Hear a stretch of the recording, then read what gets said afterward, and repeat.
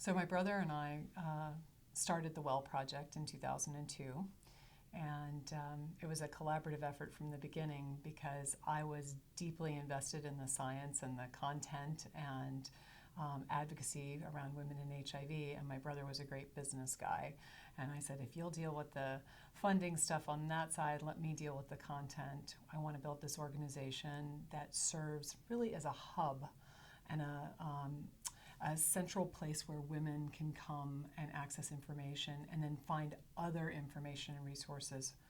from the stop at the Well Project. So the Well Project is not the end of the road. The Well Project is merely a place to find access to information, find other resources and data sets and things that are valuable to them, and also to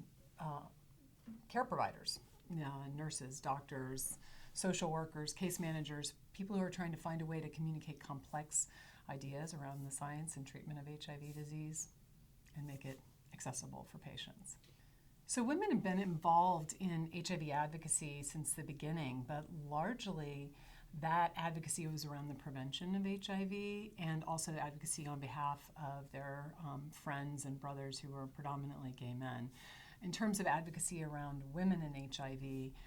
it's been a much longer, slower road and haul for positive women to get engaged in treatment advocacy and research, both as participants in clinical trials, but also as advocates and voices for HIV. And that's been kind of a unique niche for me since the beginning of this, is that I was fascinated by the science and passionate about it. And I saw a real opportunity to kind of influence how we were doing clinical trials, how we were developing novel treatments, and then how we could translate that information and make it accessible to real people. So the journey to fill the void in HIV treatment advocacy and research around women has been a long one, but we're certainly not the only entity that does that now.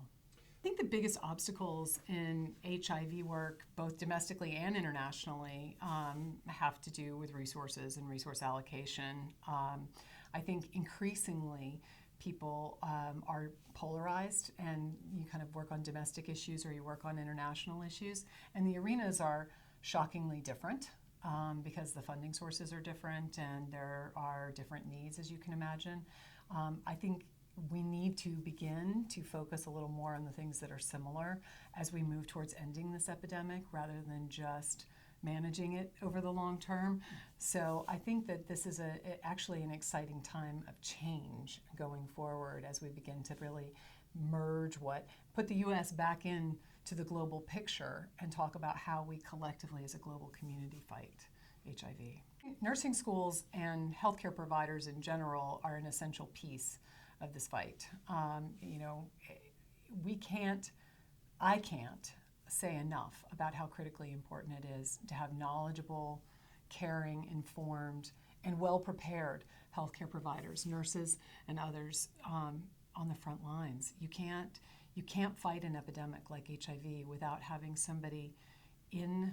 the clinic ready and prepared, truly prepared, to manage a very, very complex disease with all kinds of stigma-related issues and other issues that are beyond just, what it says at the end of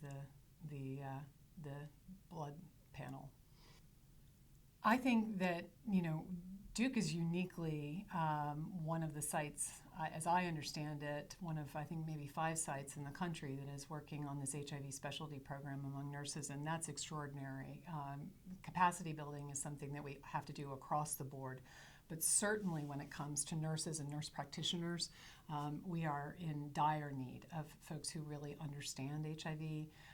the nuances, the specific and unique challenges, and really are prepared to kind of help patients navigate what is a very